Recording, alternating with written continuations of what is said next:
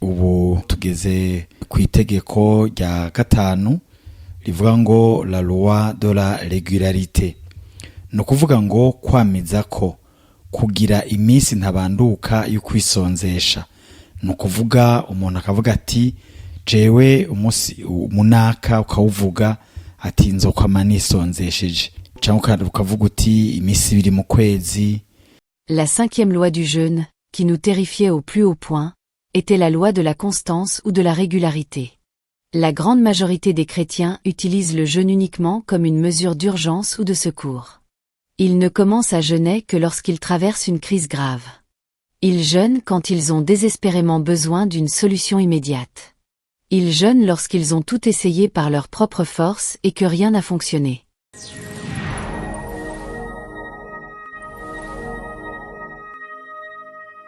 Bakunzi ibiganiro bica ku Mucora TV, turabaramukije tubifuriza amahoro y'Imana. Uko mutumenyereye turiko turaganira amajambo akomeye, amajambo ajanye no gusenga. Turiko turabandanya rero, ubu tugeze ku itegeko rya gatanu. Rero imbere yuko turibandanya, reka tumanze dusenge. Mana data wa twese uri mu ijuru, izina ryawe niryubahwe, ubwami bwawe nibuze, ivyo ugomba nibe mw'isi nkuko biba mu ijuru. Turagushimiye ingene uriko uratugirira neza, ingene uriko uratwigisha, ingene dukwiye kugwana iyi ntambara y'impwemu. Kandi ijambo ry'Imana riratubwira ko ari we mugabisha, ko wanesheje natwe tuzonesha. Duhe kunesha rero twisunze imbaraga zawe, duhe kunesha twisunze we wanesheje. Ubwacu ntitwoshobora kunesha atari utuneshereje. Paulo no yavuze neza ngo nshobozi wa vyose n'umpa inkomezi, natwe nuduha inkomezi zo kunesha uko watwemereye kuzogenda utuneshereza. Urakoze rero, ingubane natwe muri uyu mwanya. Icobero bw'Imana mu izina rya Kristo Yesu umwami n'umukiza wacu, amen. Nkuko tumaze imisi tuganira, ubu tugeze ku itegeko rya gatanu rivuga ngo la loi de la régularité. No kuvuga ngo kwamiza ko kugira iminsi ntabanduka yo kwisonzesha. No kuvuga umuntu akavuga ati jewe umunsi umunaka ukawuvuga ati nzokwama nisonzesheje. Cyangwa ukavuga uti iminsi ibiri mu kwezi canke iminsi ibiri mu iyinga. Nico bita rero kwamiza ko canke la loi de la régularité.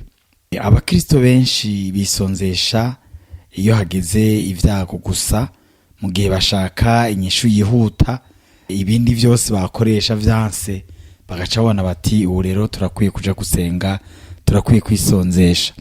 Ariko nkuko uyu muntu ariko arabishura, avuga ati umuntu akwiye gushiraho umunsi ntabanduka akama awitwararika.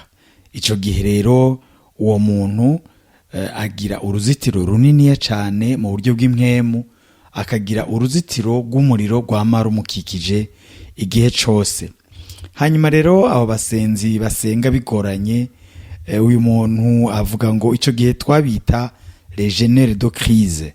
No kuvuga ko abantu basenga ari uko babonye yuko ibintu bigoye, bakaba ariho bisonzesha. Aravuga ati rero mwe nabo bantu ntibadutera ubwoba, kuko inkomezi zabo ziragwira mu gihe bisonzesheje, muga mu minsi mikeyi inkomezi zabo zigatera zigabanuka cane gose, bakabona rero kubatera. Kandi ivyo umuntu wese yirabe, yisuzume, arabe yuko ico gikorwa yama gikora muri ubwo buryo. Ugasanga rero umuntu yasugerejwe arafasha umwanya wo kwisonzesha, vyagenda neza canke nawe bitaba biranagenda neza, akamanza akareka ntabandanye. Rero ico gihe imbaraga canke inkomezi yaronse muri ayo masengesho zitera zigabanuka.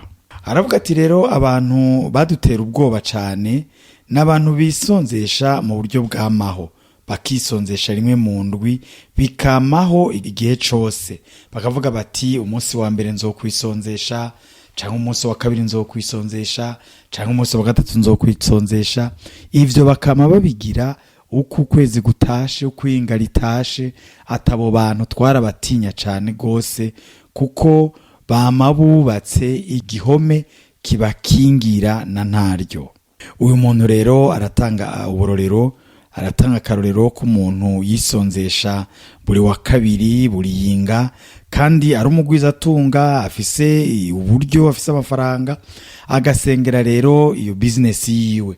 Yari umuntu adandaza ibitoro, abantu badandaza ibitoro murazi ko kenshi baba bafise n'uburyo, ariko uwo muntu yamasenga buri wa kabiri igihe cose. Aravuga bati twaragerageje kumutera tukamutesha, tukagerageza guca mu bana, tukagerageza guca ku mugore, tukagerageza guca mu vy'akazi, mugabo vyari vyaranse yuko aheba kwisonzesha ku munsi wa kabiri wiwe.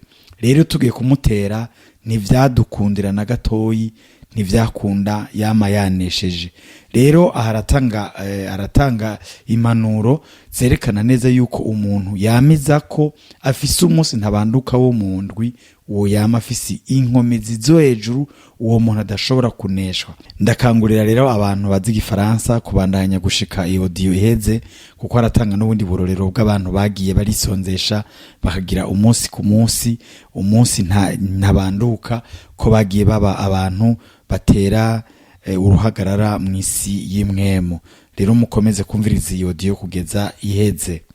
Turabandanya n'itegeko rya 6 canke ingingo ya 6 ivuga ngo la loi de l'achèvement, kurangiza iminsi wapanze yo kwisonzesha canke washizeho canke ikiringo wavuze yuko uheza.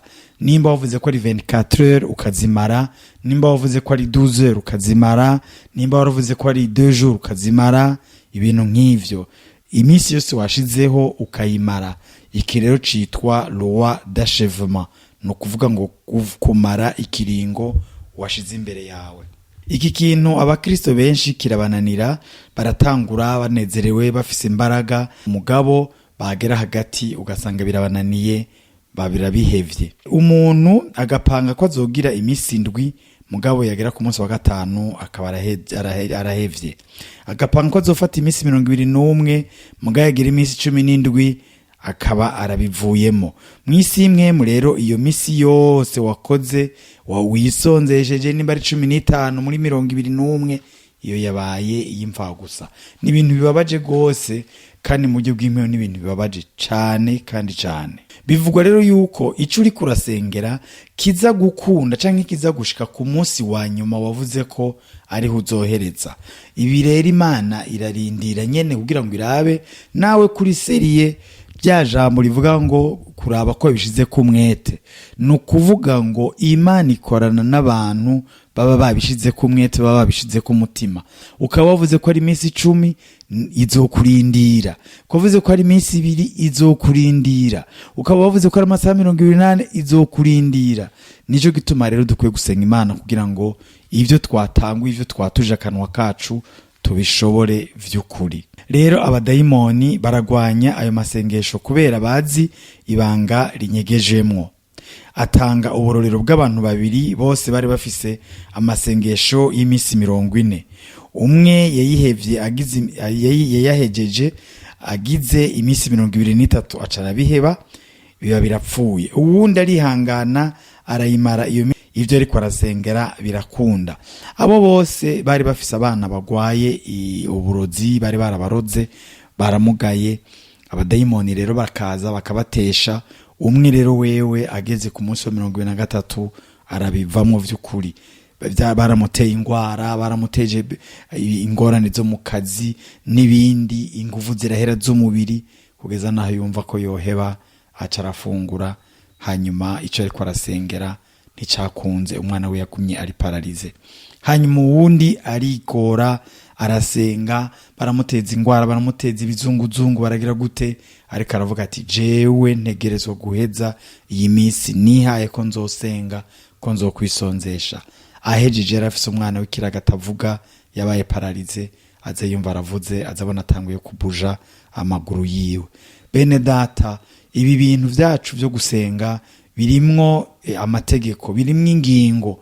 Nico gituma dukwiye gusenga Imana kugira ngo tumenye abo tugwana baribo. Ijambo ry'Imana riravuga, twabwumye twishimikize, rivuga ngo abo tugwana saba inyama n'amaraso, ariko tugwana n'abakuru.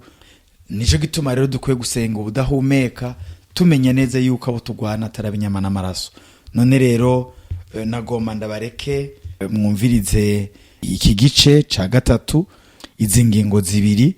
Ingingo ivuga ngo la loi de la régularité, no kuvuga ngo gushiraho umunsi nabanduka mu ndwi canke mu kwezi uzokwama wisonzesha yuko bizitira uruzitiro rwawe rukaba urw'amabuye n'umuriro. Hanyuma ikindi ni la loi de l'achèvement, no kuvuga ngo kurangiza ikiringo wihaye co gusenga. Bene data, ryara y'amajambo rero Imana idufashe, na babwiye yuko ari incamake nari nabironse mu gifaransa, cyo gituma nje ndabashiriraho audio ivuga mu gifaransa kugira ngo muyumvirize dusenge.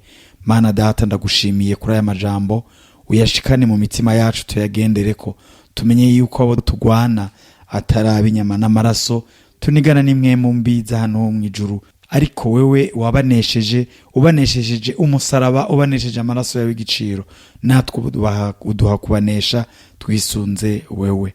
None ndakwinginze ngo umuntu wese azokumviriza aya majambo azomuje mu mutima, ayashire mu ngiro. Urakoze rero kutuvugiriye neza, icobero gihabwe Imana mu izina rya Kristo Yesu n'umukiza wacu, amen. La 5e loi du jeûne, qui nous terrifiait au plus haut point, était la loi de la constance ou de la régularité.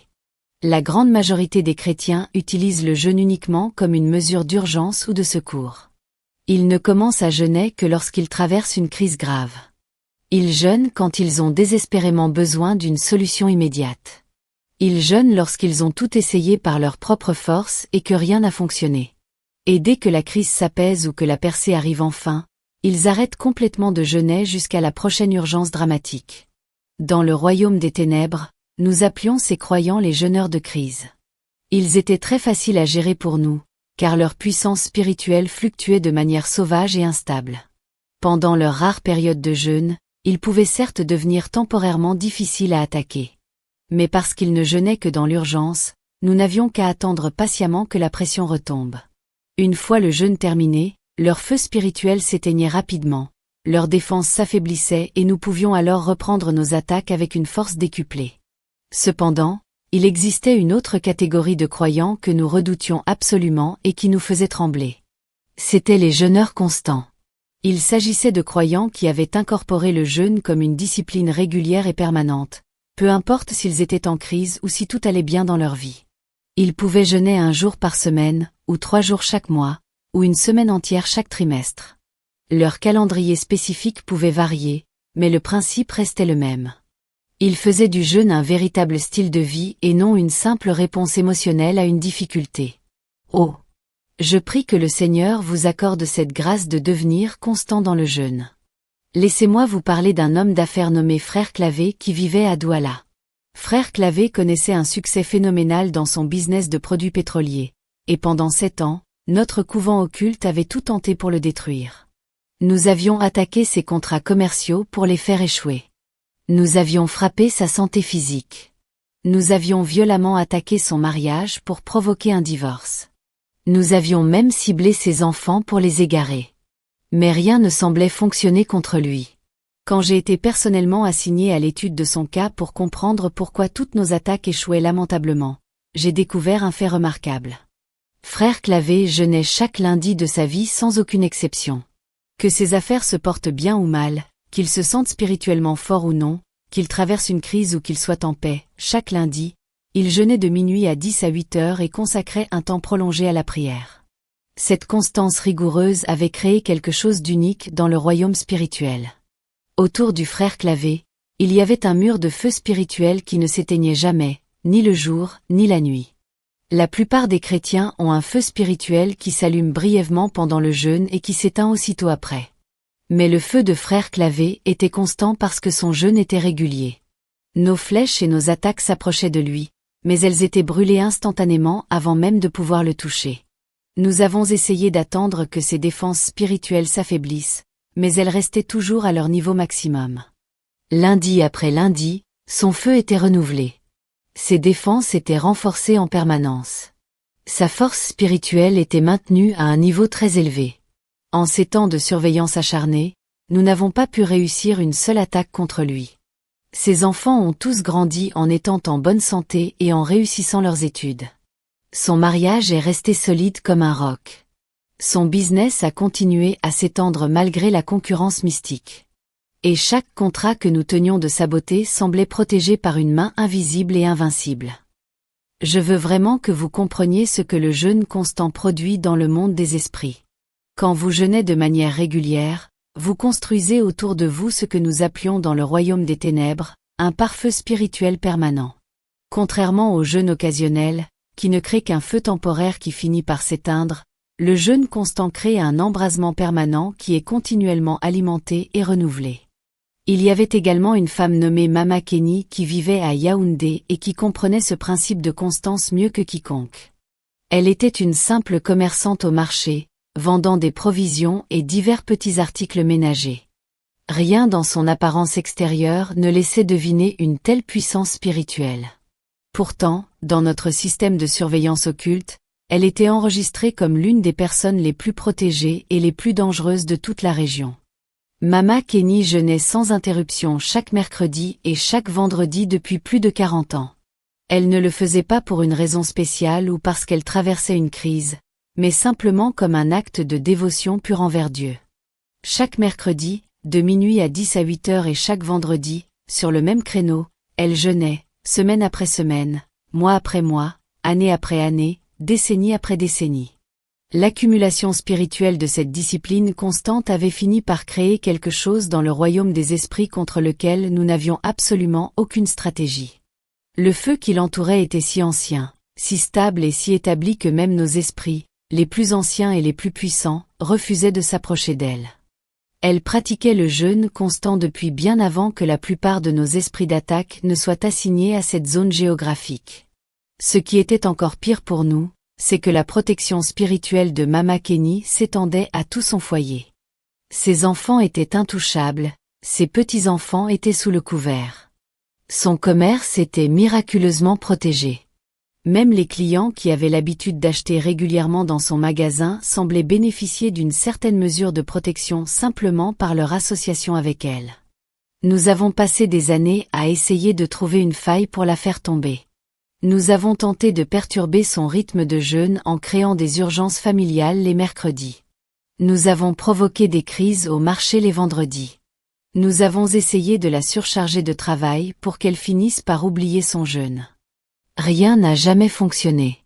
Sa constance était absolue et sa discipline spirituelle était totalement incassable. Quand Mama Kenny est enfin partie pour être avec le Seigneur à l'âge vénérable de 92 ans, nous avons fêté cela avec une grande joie dans notre couvent. Nous pensions enfin que toute sa région deviendrait vulnérable à nos assauts puisque sa lumière s'était éteinte. Mais nous avons découvert avec stupeur quelque chose qui nous a profondément choqués. Ses petits-enfants avaient hérité de son rythme spirituel et de sa discipline de jeûne. Ils continuaient fidèlement les jeûnes du mercredi et du vendredi. Le parfum spirituel qu'elle avait construit durant des décennies ne disparaissait pas avec elle. Au contraire, il était maintenu et renforcé par la génération suivante. C'est là que réside la puissance extraordinaire du jeûne constant.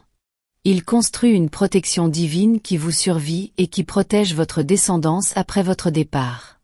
La loi de la constance affirme que le jeûne pratiqué de manière régulière crée une protection permanente et inébranlable, tandis que le jeûne irrégulier ne crée qu'une protection temporaire et fragile. Un croyant qui jeûne constamment bâtit autour de lui des murs spirituels massifs qui ne peuvent jamais être brisés par l'ennemi. Par contre, un croyant qui ne jeûne que lorsqu'il traverse une crise ne construit que des abris de fortune, des tentes temporaires qui s'effondrent dès que la tempête suivante arrive. Dans le livre de Daniel 1, verset 8, nous voyons que Daniel avait pris la ferme résolution dans son cœur de se consacrer et de jeûner régulièrement. Cette constance inébranlable lui a donné l'autorité spirituelle nécessaire pour survivre miraculeusement dans la fosse aux lions, pour recevoir des visions prophétiques sur le futur de l'humanité et pour influencer les empires les plus puissants de son époque. Je veux que vous considériez sérieusement d'établir un rythme de jeûne fixe dans votre propre vie. Ce rythme n'a pas besoin d'être extrême ou insupportable dès le début. Cela pourrait simplement être un jour précis par semaine, ou 3 jours chaque mois, ou même choisir de sauter un repas chaque jour pour prier. Le modèle spécifique que vous choisissez est moins important que la constance de ce modèle dans le temps. Quand vous commencez à jeûner de manière constante, vous cessez d'être un simple jeûneur de crise pour devenir un jeûneur de style de vie. Et je vous le dis en tant qu'ancienne reine de la nuit, les jeûneurs de style de vie nous terrifiaient plus que n'importe quelle autre catégorie de croyants. Pourquoi ? Parce qu'ils n'étaient jamais vulnérables, ils n'étaient jamais exposés, ils n'étaient jamais surpris par nous dans un moment de faiblesse ou de relâchement spirituel. La 6e loi du jeûne qui nous remplissait d'effroi était la loi de l'achèvement ou de la fin du combat. Cette loi est peut-être celle qui est la plus violée par les chrétiens, et c'est celle qui a les conséquences les plus graves. Malheureusement, beaucoup de chrétiens commencent des jeûnes avec courage, mais ne les terminent jamais. Ils débutent avec un grand enthousiasme, mais abandonnent dès que le sacrifice devient physiquement ou émotionnellement difficile.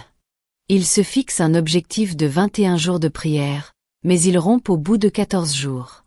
Ils s'engagent pour une semaine entière devant Dieu, mais ils s'arrêtent au bout de 5 jours seulement. Dans le royaume des ténèbres, nous avions une stratégie très spécifique pour exploiter ces jeûnes incomplets. Nous observions attentivement chaque fois qu'un chrétien commençait une période de jeûne, et nous évaluions immédiatement son niveau réel d'engagement de cœur. Ensuite, nous calculions le moment de nos attaques les plus sévères pour la période précise, où nous prédisions qu'il serait le plus susceptible d'abandonner. Si un croyant s'engageait pour un jeûne de 7 jours, nous frappions le plus fort possible au 4e et 5e jour. S'il s'engageait pour 21 jours, nous intensifions les problèmes et les provocations autour des 14e et 17e jours. Notre objectif unique était de créer une telle pression, une telle crise familiale ou professionnelle, et un tel découragement que le croyant finisse par rompre son jeûne prématurément. Pourquoi travaillons-nous avec autant d'acharnement pour faire rompre les chrétiens avant la fin ? Parce que nous comprenions une vérité que la plupart des croyants ignorent. La plus grande réserve de puissance dans un jeûne est libérée au moment précis de l'achèvement. La percée qui s'est construite petit à petit tout au long du jeûne se cristallise et se manifeste à la fin. Les murs spirituels que vous avez bâtis durant votre prière sont scellés définitivement au moment de l'achèvement.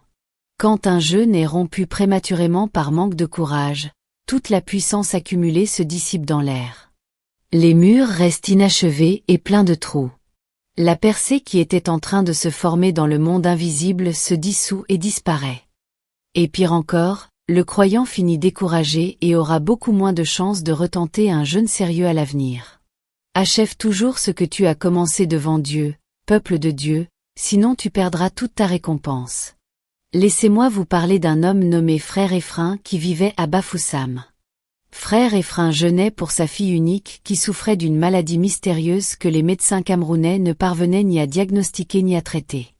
Il s'est engagé dans un jeûne de 40 jours, croyant fermement que Dieu accorderait une guérison complète. Durant les 20 premiers jours, Frère Ephraim était très fort. Sa foi était solide comme un roc et ses prières étaient parfaitement focalisées. Dans le royaume spirituel, nous pouvions voir clairement que son jeûne construisait une percée majeure. L'emprise de la maladie sur sa fille commençait à se desserrer. Au 20e jour, l'esprit de maladie ne tenait plus qu'à un fil. Nous savions que nous devions agir d'urgence ou nous allions perdre ce dossier. Au jour 22, nous avons provoqué une crise grave à son lieu de travail qui menaçait de lui faire perdre son emploi. Au jour 24, nous avons manifesté des symptômes physiques alarmants chez sa fille pour faire croire que son état empirait au lieu de s'améliorer malgré la prière. Au jour 26, nous avons attaqué son propre corps avec une faiblesse extrême et des vertiges insupportables. Au jour 28, nous avons commencé à murmurer des pensées de doute dans son esprit. Peut-être que ce jeûne ne fonctionne pas. Peut-être que tu devrais arrêter et chercher une autre solution. Regarde, ta fille est plus malade qu'avant. Au jour 31, Frère Ephraim a craqué et a rompu son jeûne. Il était épuisé, découragé et convaincu que sa prière était inutile. Ce que ce pauvre homme ne savait pas, c'est que sa fille n'était qu'à 9 jours d'une guérison totale et miraculeuse. S'il avait achevé les 40 jours prévus, la maladie aurait été pulvérisée. Mais parce qu'il a rompu au jour 31, la maladie a regagné toute sa force et sa fille est restée souffrante pendant cette année supplémentaire. Maintenant, laissez-moi vous parler d'un autre homme, Frère Fabien, qui vivait à Douala. Frère Fabien se trouvait dans une situation pratiquement identique. Son fils avait été diagnostiqué avec une maladie neurologique qui, selon les spécialistes, le laisserait totalement paralysé d'ici 2 ans. Frère Fabien s'est engagé lui aussi pour un jeûne de 40 jours. Nous avons attaqué frère Fabien avec tout ce que nous avions en réserve, des crises financières imprévues, des conflits violents dans sa famille, une faiblesse physique totale, des rapports médicaux de plus en plus sombres et même de faux prophètes qui venaient lui dire que ce jeûne n'était pas nécessaire. Nous avons tout jeté contre lui, les doutes, les peurs et l'épuisement nerveux. Au jour 32, frère Fabien était tellement faible qu'il pouvait à peine tenir debout pour prier. Sa famille le suppliait de rompre son jeûne pour ne pas mourir. Son corps criait famine et chaque raison logique lui dictait d'arrêter immédiatement. Mais frère Fabien comprenait la loi de l'achèvement. Il savait que le royaume des ténèbres intensifie toujours ses attaques vers la fin du jeûne précisément parce que la percée est à la porte. Il savait que le moment le plus sombre de la nuit vient souvent juste avant l'aube. Frère Fabien a tenu bon et a achevé ses 40 jours jusqu'à la dernière minute. Au jour 41, le matin juste après la fin officielle de son jeûne, son fils s'est réveillé et pour la première fois depuis des mois, il a bougé sa jambe sans aucune difficulté. En l'espace de 3 mois, chaque symptôme de paralysie avait totalement disparu. Les médecins étaient incapables d'expliquer ce qui s'était passé. La paralysie qui était censée être inévitable ne s'est jamais manifestée. La différence entre frère Ephraim et frère Fabien n'était pas une question de destin ou de chance. Ce n'était pas non plus leur niveau de spiritualité. C'était uniquement l'achèvement.